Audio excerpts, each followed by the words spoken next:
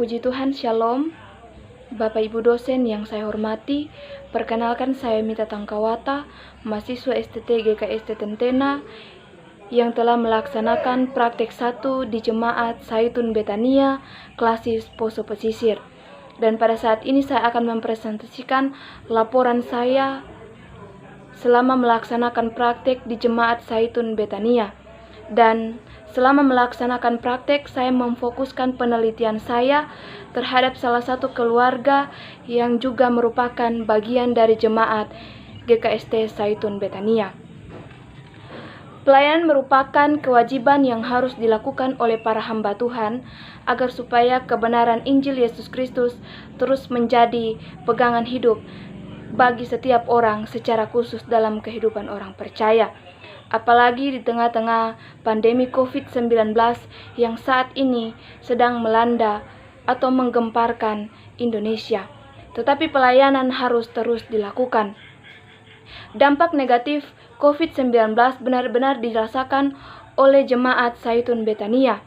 Apalagi ketika penyebaran COVID-19, jemaat yang ada tidak lagi melaksanakan ibadah bersama-sama di gedung gereja dan sudah harus melaksanakan ibadah di rumah masing-masing. Akan tetapi, bukan hanya dampak negatif yang dirasakan oleh Jemaat Zaitun Betania, ada pula dampak positif yang dirasakan oleh Jemaat Zaitun Betania, yaitu persekutuan ibadah terus tercipta meskipun di tengah-tengah pandemi COVID-19. Dan juga dampak positif ini dirasakan secara khusus dalam keluarga yang menjadi pusat penelitian penulis atau saya sendiri. Menjadi dampak positif karena keluarga ini sebelumnya telah resmi bercerai selama 5 tahun dan berkeinginan kembali untuk berdamai sejak pandemi COVID-19 atas penyertaan Tuhan. Sehingga saya merasa tertarik untuk mengetahui apa yang menjadi latar belakang masalah dari keluarga ini dan juga bagaimana mereka dapat menyelesaikan masalah tersebut dan juga bagaimana keluarga membangun relasi yang baru di tengah-tengah pandemi COVID-19 ini. Namun sebelum itu saya akan menjelaskan konteks masyarakat dan juga jemaat yang ada. Dimulai dari sejarah desa. Sejarah awal desa Betania dimulai tahun 1937.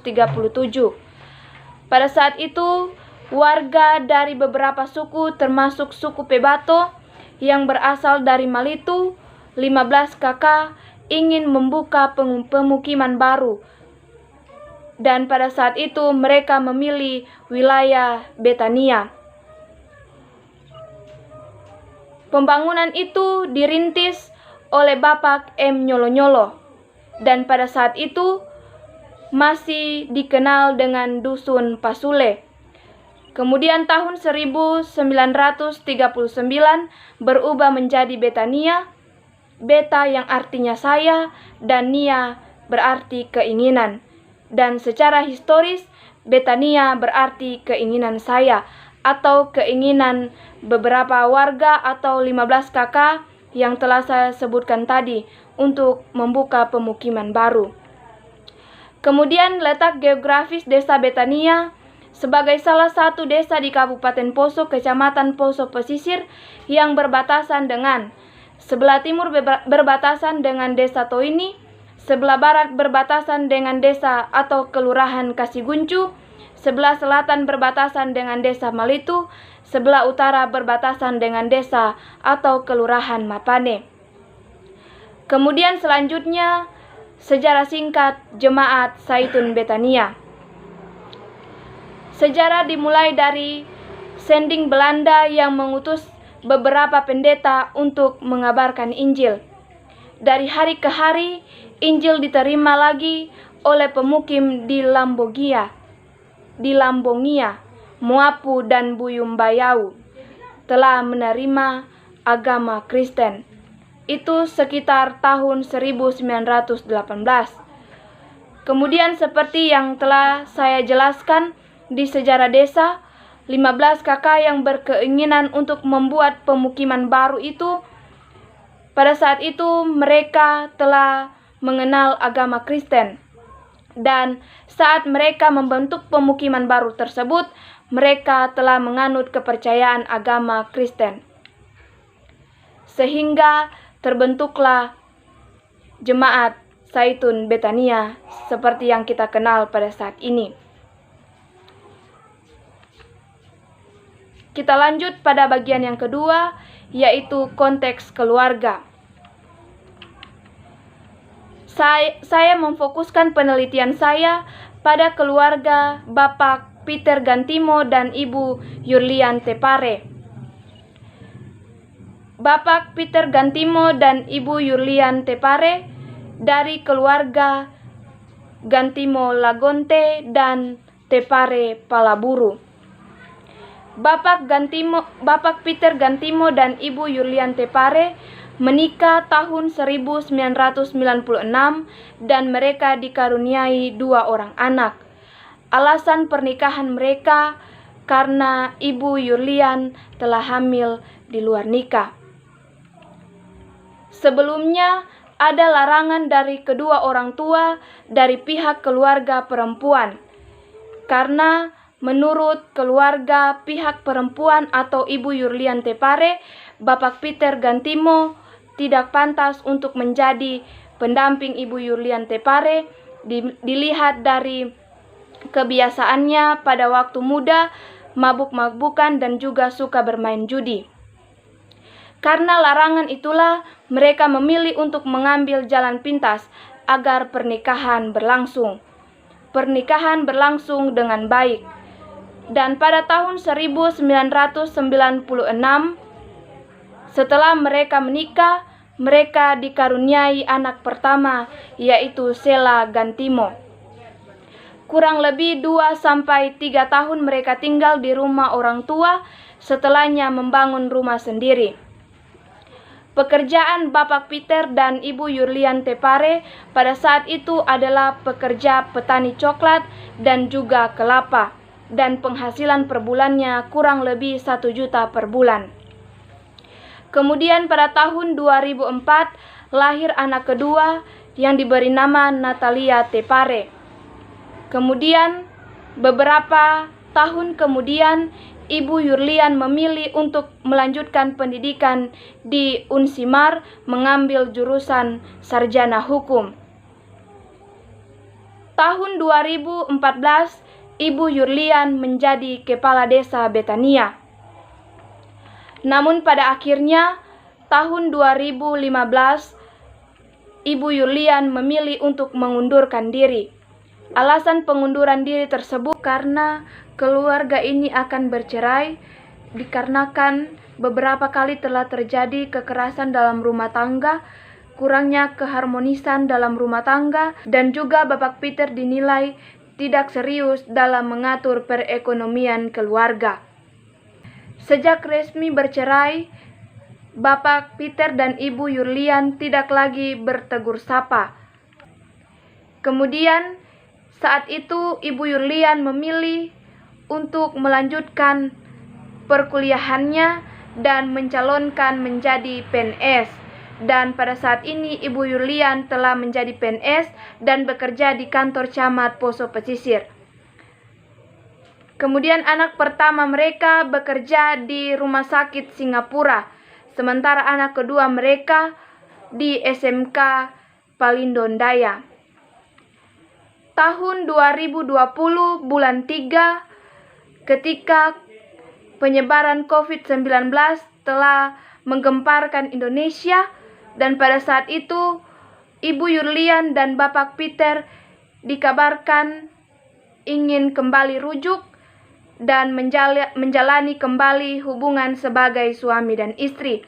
Ini terjadi sekitar bulan 3 yang lalu ketika virus COVID-19 telah menggemparkan Indonesia.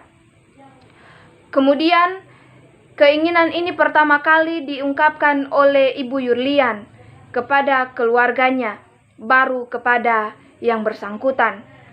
Kemudian pada 18 Juni 2020, Bapak Peter dan juga Ibu Yurlian resmi menjadi suami istri kembali.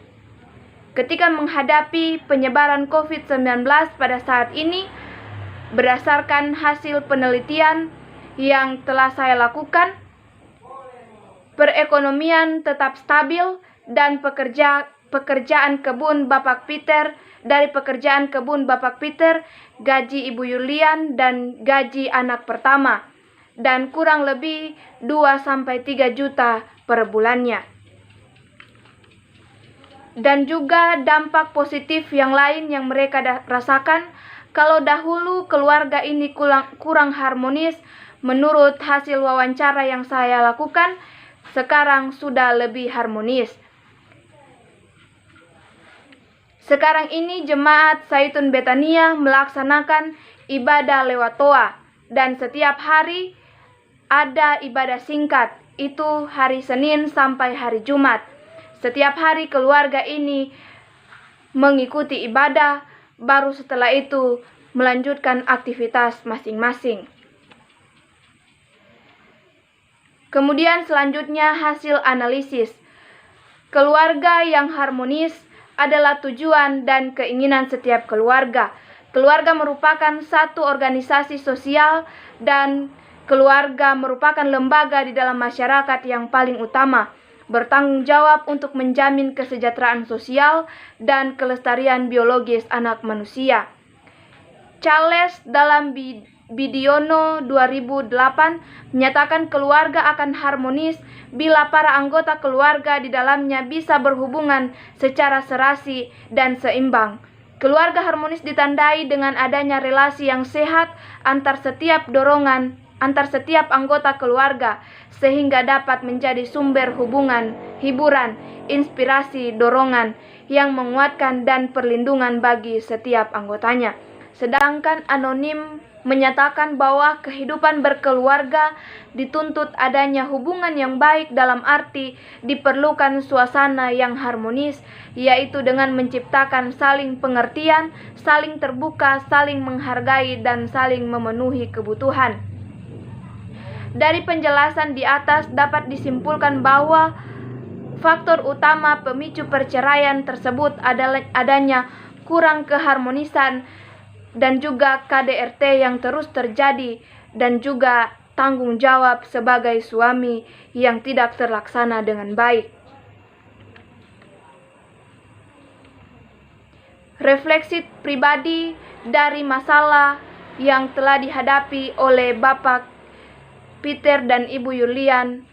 Bagi saya pribadi, nasihat orang tua paling utama yang harus didengarkan dan tidak terburu-buru dalam memilih pasangan atau memutuskan untuk menikah. Kemudian refleksi sosial mungkin sebagai sesuatu yang terlihat tetapi tidak terungkap dari masalah keluarga tersebut karena adanya perbandingan faktor pendidikan dan pekerjaan. Mengapa demikian? Karena menurut penulis lihat, ketika Ibu Yurlian telah menjadi seorang PNS, mungkin dalam diri Ibu Yurlian merasakan bahwa dia bisa hidup tanpa suami, bisa menghidupi keluarganya tanpa suami dengan hasil pekerjaan yang dia dapatkan selama ini. Kemudian kesimpulan atau refleksi teologis dari masalah ini adalah menghargai hakikat perkawinan. Ketika kemarin terjadi kesalahan, mari kita baca Matius 6 ayat 3b. Kesusahan sehari cukuplah untuk sehari. Ini berarti jadikan apa yang terjadi kemarin sebagai pelajaran untuk terus melangkah ke depan. Kemudian kita lanjut pada bab selanjutnya, yaitu refleksi teologis. Refleksi teologis dari masalah ini menghargai hakikat perkawinan. Dalam 1 Korintus 7 ayat 10-11, tujuan dan juga tugas perkawinan Kristen. Keluarga dipanggil untuk pengabdian demi kerajaan Allah dalam sejarah dengan ikut menghayati kehidupan dan misi gereja. Gereja mewartakan perintah baru tentang cinta kasih serta mendorong dan membimbing keluarga dalam pelayanan cinta kasih sehingga mampu meneladan dan menghidupkan secara nyata cinta kasih, serah diri serta pengorbanan cinta kasih Tuhan Yesus demi segenap umat manusia. Sekian dan terima kasih.